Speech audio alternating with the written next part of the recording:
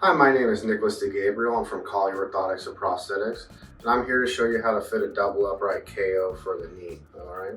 This is a very simple brace. Most double uprights are going to have very similar landmarks for putting the brace on. This one specifically that we're showing you today is the unloader from Breg. It's called the Duo. It's a very efficient brace. Why don't you follow me today and we'll show you how to put this on.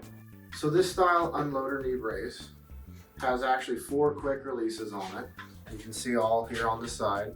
The lovely thing about this style of bracing, or all Breg braces, they are all numbered for you. So there's no guesswork for the patient on how to put them on, what order. All we gotta do is pinch the silver pieces at the top of each one of them. And these little guys just rotate right off. Very, very simple.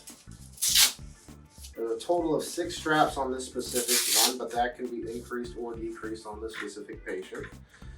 For putting these guys on the leg, we want to do it at about a 45-degree angle. Most patients aren't going to understand that very well. So I tell people just to put your heel in front of your kneecap. We don't want to be too extended or too flexed with it. Slipping it on the knee.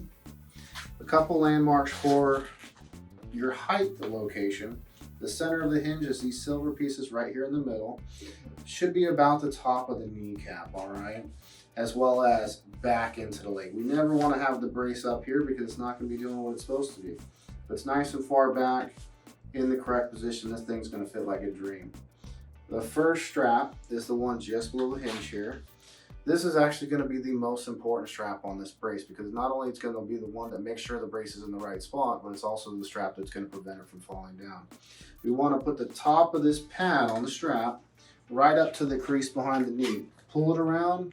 Using the quick release, pop it in here, flip it over, and you'll hear a nice little click in place. All right, very, very simple. Once you get the hang of the quick releases, it takes a couple minutes, but once you get that, everything is very easy. The second strap is at the very bottom. I can see I've got a long pad down here, so I'm actually going to take this guy and trim it. This is not something patients will have to do. I will do this all at the fitting appointment, but it's something that they could potentially, if they needed to at home for whatever reason, or if they accidentally moved one a little bit.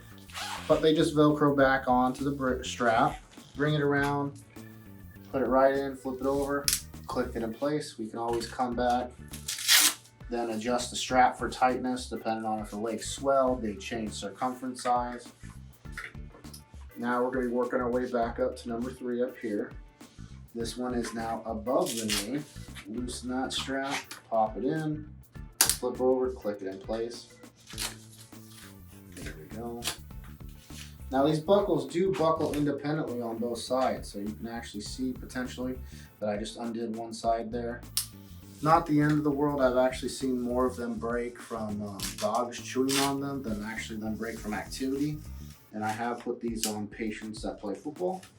So they are very, very durable in regards to the quick release, as well as the whole brace. That fourth and final quick release is all the way up there at the top. Now we have 2 additional straps here in the front. These are the only straps that don't have quick releases on the brace. They're actually very important because they kind of help solidify everything on the leg, as well as they set the depth of how deep the brace goes into the leg. So a big mistake most patients will make is have these straps tight when you put the brace on. What that ends up doing though is making this hinge sit way far up on the knee. No longer fits correctly, it's going to end up digging into their shin bone, and that's why 90% of my patients come back if they ever need an adjustment. But just putting the brace on with these straps loose will completely fix that. Tighten the bottom one first. The last one, number 6, is up here at the top. Get that good and snug. Check everything, make sure all the buckles are done, and then stand up with the brace. Undoubtedly, these front straps come loose though, just because the leg will change a little bit when you're standing. We can come back, tighten those down, check all the back straps, make sure everything's in the right spot. The biggest thing though, with the location of the brace is this first strap. So just with this one, you can see it being right up here to the crease behind the knee, that's what's going to prevent the brace from falling down, based on that circumference being smaller here than there at the calf. If that's not tight, this whole brace will fall down no matter how tight all the other straps are. I hope this helped you today. Have a wonderful day. If you have any questions, give us a call.